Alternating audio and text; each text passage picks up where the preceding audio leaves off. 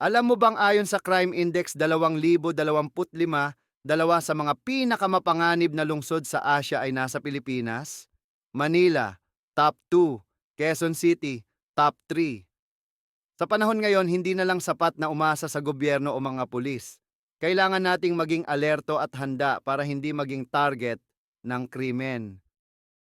Ayon sa mga datos, tumataas ang mga kaso ng snatching, hold-up, at iba pang street crime sa ating bansa. Pero paano ba natin maiiwasan ang mga ito? Simple lang, dapat tayong maging mapagmatyag at handa. Isa sa pinakaimportanteng self-defense skills ay ang situational awareness. Ibig sabihin, dapat kang maging alerto sa paligid mo. Hindi ito pagiging paranoid, ito ay pagiging handa. Basic situational awareness tips. Huwag maging masyadong distracted sa phone. Kung naglalakad sa pampublikong lugar, huwag laging nakafocus sa cellphone. Mas madali kang maging target ng snatcher. Observe people around you. Tingnan ang mga kilos ng tao sa paligid. Kung may kahina-hinala, umalis o lumipat ng direksyon. Trust your instincts. Kung pakiramdam mo ay may hindi tama, umalis agad sa lugar at maghanap ng mas ligtas na lugar. Alam mo bang hindi random ang pagpili ng mga kriminal ng biktima?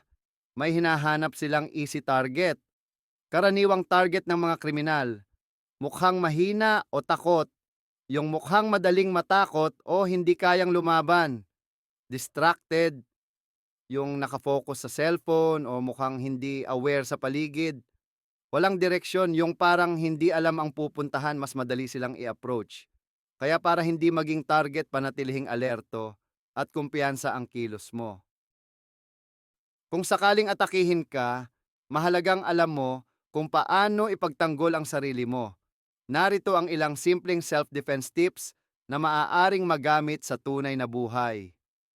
Basic self-defense moves. Gamitin ang malalakas na parte ng katawan. Siko at tuhod ang pinakamalakas na bahagi ng katawan mo. Gamitin ito kung kinakailangan. Aim for the weak spots. Kung kakailanganin, tamaan ng mata, ilong o singit ng attacker para makatakbo. Gumamit ng self-defense tools. Dalhin palagi ang isang emergency whistle o pepper spray para sa dagdag na proteksyon. Maraming krimen ang nangyayari sa pampublikong transportasyon. Narito ang ilang tips para manatiling ligtas habang bumabiyahe. Safe commuting tips.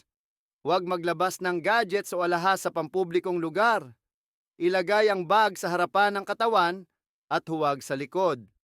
Piliin ang maliwanag at mataong daan kung naglalakad sa gabi. Ang pagiging ligtas ay hindi lang responsibilidad ng gobyerno o ng pulisya. Responsibilidad din natin ito. Recap of key tips. Stay aware of your surroundings. Avoid distractions like phones. Walk with confidence. Learn basic self-defense.